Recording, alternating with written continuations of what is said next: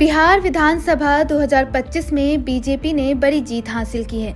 अब उनकी नज़र बंगाल के चुनावों पर है। बंगाल में अगले साल विधानसभा चुनाव होने हैं। इसके लिए बीजेपी पूरे जोरों शोरों से तैयारी में जुट गई है। बिहार में जीत का डंका बजाने के बाद अब बंगाल जीतने के लिए भाजपा ने क्या स्ट्रैटेजी तैयार की है, आइए इस वीडियो में हम आपको बताते हैं। बीजेपी ने बिहार विधानसभा चुनाव में मिली बड़ी जीत के बाद अब 2026 के पश्चिम बंगाल विधानसभा चुनाव की तैयारियों में तेजी ला दी है। पार्टी चाहती है कि दिसंबर से ही राज्य में जोरदार चुनावी माहौल बनाया जाए।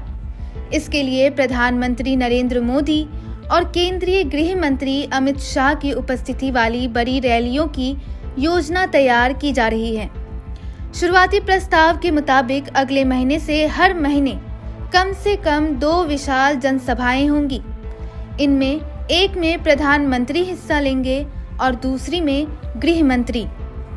बीजेपी नेताओं का कहना है कि जैसे ही चुनाव की तारीखों की घोषणा होगी, रैलियों की संख्या बढ़ाकर अभियान को और तीव्र किया जाएगा। वहीं राज्य के बीजेपी अध्यक्ष समीक्षा भट्टाचार्य इन रैलियों की संभावित तिथियों और स्थानों को अंतिम रूप देने के लिए इस सप्ताह दिल्ली जा रहे हैं।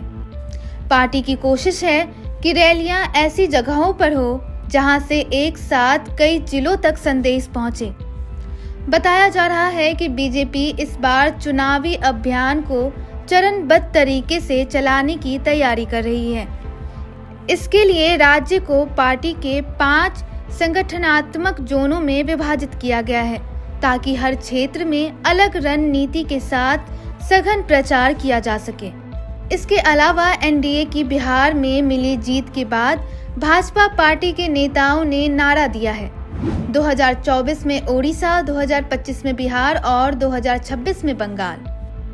राजनीतिक विश्लेषकों का मानना है कि मोदी और शाह की जल्द शुरू होने वाली रैलियां केवल राजनीतिक उत्साह बढ़ाने के लिए नहीं होगी।